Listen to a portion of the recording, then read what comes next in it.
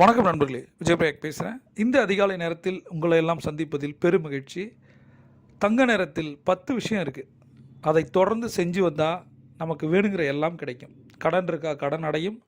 உங்களுடைய கனவுகள் எல்லாம் பூர்த்தியாகும். தங்க நேரம்னா எனக்கு என்னன்னு தெரியாது அப்படின்னு நினைக்கிறவங்க, கீழே டிஸ்கிரிப்ஷனில் ஒரு லிங்க் இருக்குது, அதை கிளிக் பண்ணி பாருங்கள். அதை தொடர்ந்து 90 நாள் செஞ்சு பாருங்கள். நீங்கள் நினைத்ததெல்லாம் இந்த பிரபஞ்சம் கொடுக்கும். சுயக்கட்டளைகளை தொடர்ந்து சொல்லணும். சுயக்கட்டளைகள்னால் என்ன? ஒரு ரிப்பீட்டிங்கான சென்டென்ஸ், இது வாக்கியங்கள் திரும்ப திரும்ப சொல்லும்போது நமக்கு ஒரு பாசிட்டிவ் எனர்ஜி கிடைக்கும், ஒரு பாசிட்டிவ் ஆரா கிடைக்கும். அது மைண்டையும் பாடியும் மாற்றும். அதுவும் இது போல் காலை நேரத்தில் நம்ம தொடர்ந்து சொல்லும்போது நம்ம நினச்சது நடக்கும். எப்படி நடக்கும்? மனம் அமைதியாகும். சரியா? அந்த தங்க நேரம் பண்ணிவிட்டு அதில் இந்த சுயக்கட்டளைகளை தொடர்ந்து 3 முறை சொல்லும்போது மனசு அமைதியாகுது.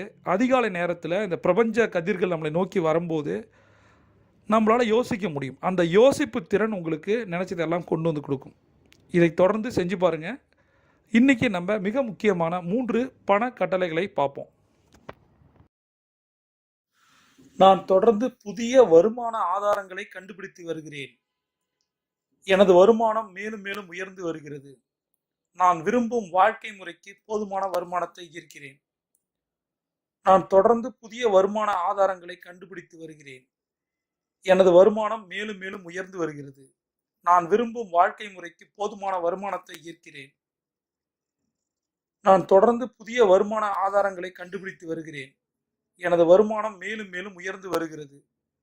நான் விரும்பும் வாழ்க்கை முறைக்கு போதுமான வருமானத்தை ஈர்க்கிறேன். தொடர்ந்து இந்த சுய கட்டளைகளை 3 தடவை சொல்லணும். 8 முறை எழுதணும். எதுல எழுதணும் அப்படின்னா, இதுக்கான ஒரு ஸ்கிரிப்ட் இருக்கு. மணிமந்திரா அப்படின்ற புத்தகத்துல உங்களுக்கு கொடுக்கப்பட்டிருக்கு.